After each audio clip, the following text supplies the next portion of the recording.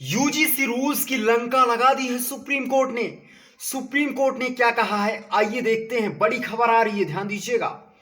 Supreme court ने कहा है कि यूजीसी का जो नया नियम आया था, promotion of equity in higher education institution regulation 2026 के प्रावधानों में प्रथम दृष्टया अस्पष्टता है और इनके दुरुपयोग की आशंका है। जी हां, जैसा कि सुप्रीम कोर्ट कह रहा है कि जो यूजीसी का नया नियम है, इनका अंधाधुंध तरीके से दुरुपयोग किया जा सकता है।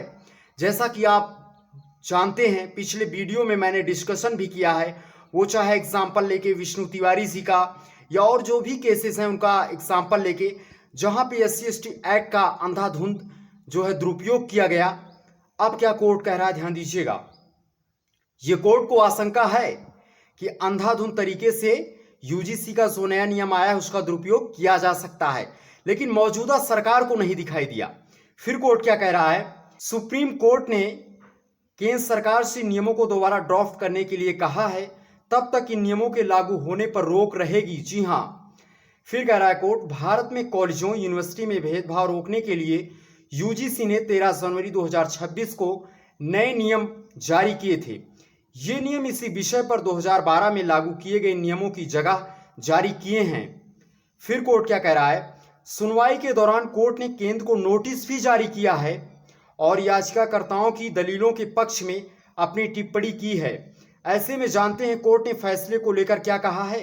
एक तीखी टिप्पणी की है, ध्यान दीजिएगा। 75 साल बाद जाति विहीन समाज बनाने के मामले में हमने जो कुछ भी हासिल किया है, क्या हम उल्टी दिशा में जा रहे हैं? देखिए कोर्ट क्या कह रहा है, हमें जाति विहीन समाज की ओर बढ़ना चाहिए। जिन्हें सुरक्षा की जरूरत है उनके लिए व्यवस्था होनी चाहिए। यूजीसी के जाति संबंधी नियम अस्पष्ट हैं, इनका गलत इस्तेमाल हो सकता है। इसकी भाषा को स्पष्ट करने के लिए विशेषज्ञों की जरूरत है। देखिए कोर्ट क्या कह रहा है, विशेषज्ञों की जरूरत है, लेकिन मौजूदा सरकार को नहीं दिखाई दिया। ये कोर्ट को यह पता है कि अंधाधुंध तरीके से इनका इस्तेमाल किया जा सकता है। फिर कोर्ट कह रहा है, केंद्र के याचिकाओं में उठाए गए मुद्दों पर विचार करना चाहिए। इन नियमों को देखने के लिए शिक्षाविदों, न्यायविदों, सोशल इंजीनियरों की एक कमेटी की जरूरत है। यह साफ तौर पर सुप्रीम कोर्ट कह रहा है, ध्यान दीजिएगा बात को।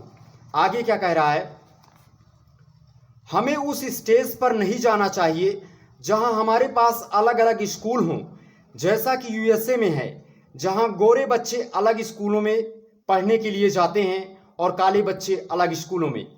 भारत की एकता हमारे एजुकेशनल संस्थानों में दिखनी चाहिए। आप स्कूल कॉलेजों को अलग अलग नहीं रख सकते। अगर कैंपस के अंदर ऐसा माहौल होगा तो लोग कैंपस के बाहर कैसे आगे बढ़ेंगे? मुद्दा इस बात का है, लेकिन मौजूदा सरकार को नहीं दिखा ये नए नियम लाने से पहले।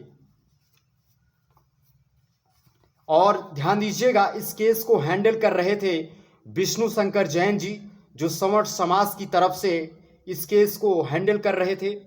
फिर लिखा है, यह बहुत ज़्यादा जरूरी संवैधानिक सवाल नहीं है। राज्यों को SC/ST के लिए कानून बनाने का अधिकार है।